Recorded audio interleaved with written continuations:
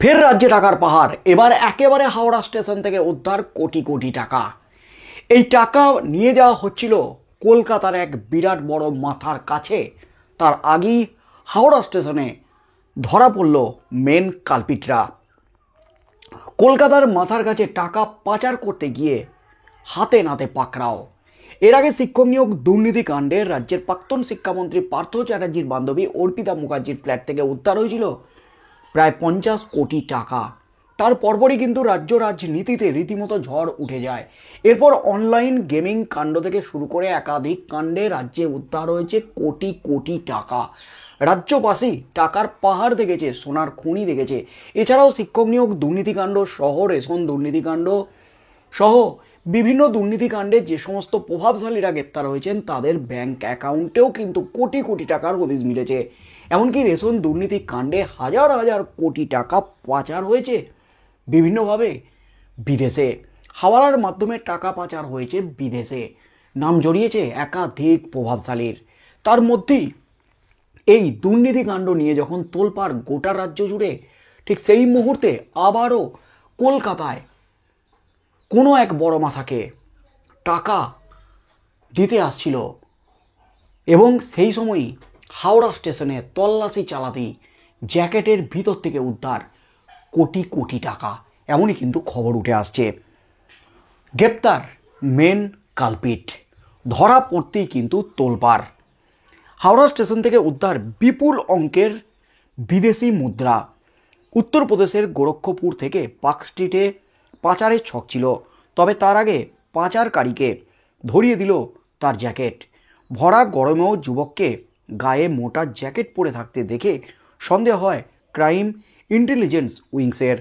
তল্লাশি চালাতেই উদ্ধার বিপুল অঙ্কের বিদেশি মুদ্রা। আরপিএফ সূত্রে জানা গেছে ধৃতের নাম হেমন্ত কুমার পাণ্ডে। গোপন সূত্রে খবর পেয়ে পাটনা হাওড়া জনশতাব্দী এক্সপ্রেসে তল্লাশি চালায় আরপিএফ। সেখান থেকে এক সন্দেহভাজনকে আটক করা হয়। তার ব্যাগ থেকে একটি আবর্জনা ফেলার ব্যাগ উদ্ধার হয়। সেই ব্যাগ খুলতেই চক্ষু চরকগাছ পুলিশের।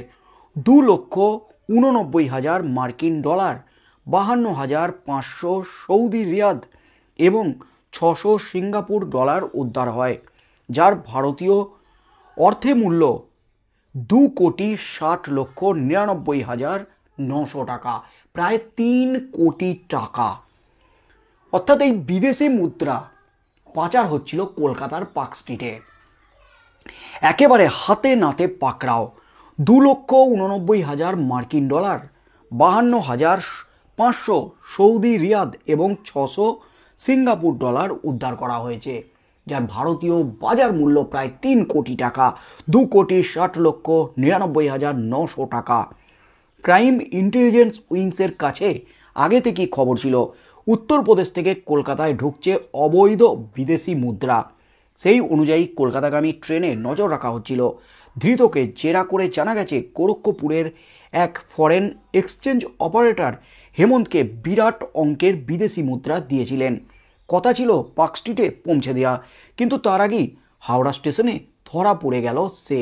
অর্থাৎ হেমন্তকে পাকড়াও করে তাকে কষিয়ে দিতেই কিন্তু রীতিমতো 3rd ডিগ্রি প্রয়োগ করতেই একেবারে তোলপাড়। তিনি কিন্তু যে এই টাকা পাঠিয়েছে, মেন অপরাধী, মেন মাথা, তার নাম বলে দিলেন গোরক্ষপুরের এক ফরেন এক্সচেঞ্জ অপারেটর। তিনি হেমন্তকে এই বিরাট অঙ্কের বিদেশি মুদ্রা দিয়েছিলেন এবং কথা ছিল পার্ক স্ট্রিটের কোনো এক বড় মাথার কাছে এটা পৌঁছে দেওয়া। কিন্তু তার আগেই হাওড়া স্টেশনে ধরা পড়ে গেল। কিন্তু কোন মাথার কাছে যাচ্ছিল এই এত কোটি কোটি টাকা বিদেশি মুদ্রা?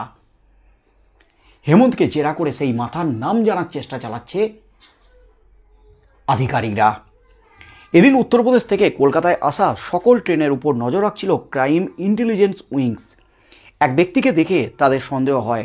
ভ্যাপসা গরমেও গায়ে সোয়েটার পরেছিল সে। তল্লাশি চালাতেই উদ্ধার হয় টাকা, উদ্ধার হয় বিদেশি মুদ্রা। শুল্ক দপ্তরের হাতে তুলে দেওয়া হয়েছে। ধৃতকে জেরা করে চক্রের বাকিদের হদিশ পাওয়ার মরিয়ার চেষ্টা চালাচ্ছে এবার তদন্তকারী আধিকারিকরা, ইন্টেলিজেন্স ব্যুরো উইংস। রীতিমতো তোলপাড় কাণ্ড। প্রায় 3 কোটি টাকা, 2,60,00,000 বিদেশি মুদ্রা উদ্ধার হলো। এর আগে শিক্ষক নিয়োগ দুর্নীতি কাণ্ডে পার্থ চ্যাটার্জির বান্ধবী অর্পিতা মুখার্জির দুটি ফ্ল্যাট থেকে যেমন প্রায় 50 কোটি টাকা উদ্ধার হয়েছিল, ঠিক তেমনই উদ্ধার হয়েছিল একাধিক বিদেশি মুদ্রা। এর সাথে কি কোনো লিঙ্ক আছে? শিক্ষক নিয়োগ দুর্নীতিকাণ্ড বা কোনো দুর্নীতিকাণ্ডের সাথে কি কোনো লিঙ্ক আছে? কারণ অর্পিতা মুখার্জির ফ্ল্যাট থেকে উদ্ধার হয়েছিল বিদেশি মুদ্রা, ইডি সূত্রে কিন্তু এমনই খবর এসেছিল। আর এবার উত্তরপ্রদেশের গোরক্ষপুর থেকে এক এক্সচেঞ্জ অপারেটর হেমন্তকে এই বিরাট অঙ্কের বিদেশি মুদ্রা দিয়েছিল কলকাতার পার্ক স্ট্রিটে এক বিরাট বড় মাথাকে পাচার করার জন্য। কি কারণে কলকাতার পার্ক স্ট্রিটে এই বিদেশি মুদ্রা আনা হচ্ছিল? কোন মাথার কাছে আসতো এই টাকা? মেন মাথা যেমন ওই উত্তরপ্রদেশের ফরেন এক্সচেঞ্জ অপারেটর, ঠিক তেমনই এই বিদেশি মুদ্রা কার কাছে আসছিল? হেমন্তকে জিজ্ঞাসাবাদ করে সেই মাথার নাম জানার চেষ্টা করছে এবার ইন্টেলিজেন্স ব্যুরো, তার আধিকারিকরা। তার মধ্যেই গরু পাচার থেকে কয়লা পাচার বা রেশন দুর্নীতি কাণ্ডে যখন গ্রেপ্তার হয়েছিলেন শঙ্কর, ঠিক শঙ্করকে জেরা করতে বা তল্লাশি চালিয়ে তদন্ত চালিয়ে বিদেশি মুদ্রা এক্সচেঞ্জের হদিশ পেয়েছিল সিবিআই এবং ইডি। অর্থাৎ এই বিদেশি মুদ্রা এক্সচেঞ্জের সাথে কি রেশন দুর্নীতি বা শিক্ষক নিয়োগ দুর্নীতির কোনো লিঙ্ক আছে? এর পিছনেও কি আছে কোনো বড় কোনো মাথা? সেই মাথাকে ধরার জন্যই কিন্তু তদন্ত চালাচ্ছে ইন্টেলিজেন্স ব্যুরো। হেমন্তকে কিন্তু কড়া ডোজে জোরদার একেবারে জেরা চালাচ্ছে। উত্তরপ্রদেশের মাথার নাম যেমন ফাঁস হয়েছে, কলকাতার মাথাটা কে? মেন মাথাটা কে? কি কারণে এই টাকা পাচার করছিল সে? এর সাথে আর কোন কোন মাথা জড়িত? এই চক্র এর আগে আর কত কোটি কোটি টাকা পাচার করেছে, কোথায় কোথায় পাচার করেছে, কোন মাথাদের কাছে পাচার করেছে, তাদের নাম জানতেই কিন্তু জোরদার জেরা চলছে। এমনই কিন্তু খবর উঠে আসছে। জেরা শেষে কি কি তথ্য উঠে আসে? এই বিপুল টাকা বিদেশি মুদ্রা পাচারের মেন মাথার নাম সামনে আসে কিনা, এবং কি কারণে পাচার করা হচ্ছিল এত কোটি কোটি টাকার বিদেশি মুদ্রা, কি হতে চলেছে আগামী দিনে, এবং আদালত কি নির্দেশ দেয় হেমন্তের বিরুদ্ধে ইন্টেলিজেন্স ব্যুরোকে? ইডি কি তদন্তভার হাতে নেবে?